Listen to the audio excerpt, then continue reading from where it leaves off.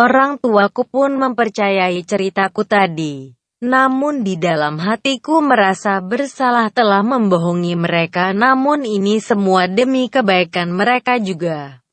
Di saat ibuku pergi ke dapur, bapakku berkata, "Ya udah deh, yang berlalu biarlah berlalu, tetapi besok lagi ketika kamu akan pergi ke tempat yang belum kamu pernah singgahi, hendaknya kamu berdoa terlebih dahulu sebelum berangkat ya."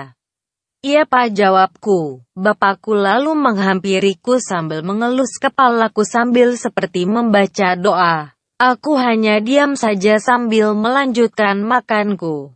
Setelah itu aku membuka laptopku untuk bermain sosial media. Lalu teman-temanku membalas pesan dariku, tetapi ada sedikit keganjilan di sini, mereka semua mengirim pesan yang sama kepadaku. Pesan mereka bertuliskan, "Kamu jaga diri baik-baiknya, kalau aku sudah nyaman di sini." Aku sontak bertanya-tanya di dalam otakku, ada apa dengan mereka ini dan apa maksud dari pesan mereka ini. Lalu tercium lagi bau bunga melati dan diiringi angin yang berhembus masuk ke kamarku. Aku melihat ke jendela kamarku yang terbuka, terdapat 4 kupu-kupu yang berterbangan di jendela kamarku. Saat aku menghampiri kupu-kupu tersebut, mereka terbang tinggi ke arah langit hingga tidak terlihat lagi.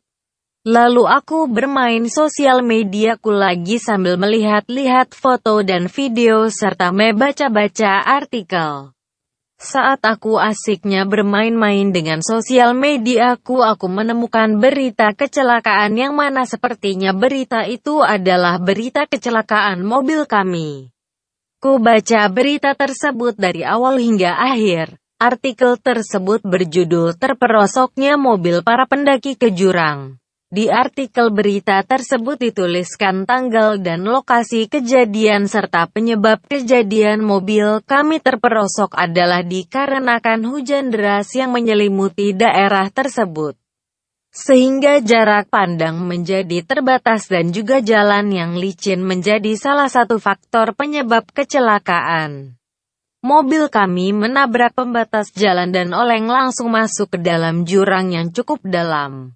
Mobil kami rusak parah dan hampir terbakar. Alangkah kagetnya aku setelah melihat akhir artikel. Disebutkan bahwa para penumpang dan pengendara mengalami luka yang sangat berat.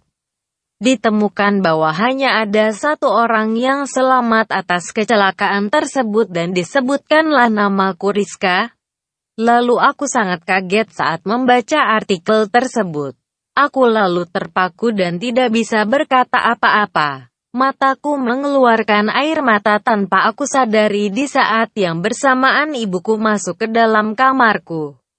Lalu ia melihatku yang sedang terdiam sambil mengeluarkan air mata. Ibuku pun melihat laptopku dan melihat apa yang aku baca. Di saat itu juga ibuku memelukku sambil berkata, "Yang sabar ya nak." Lalu aku menangis dengan kerasnya. Tamat.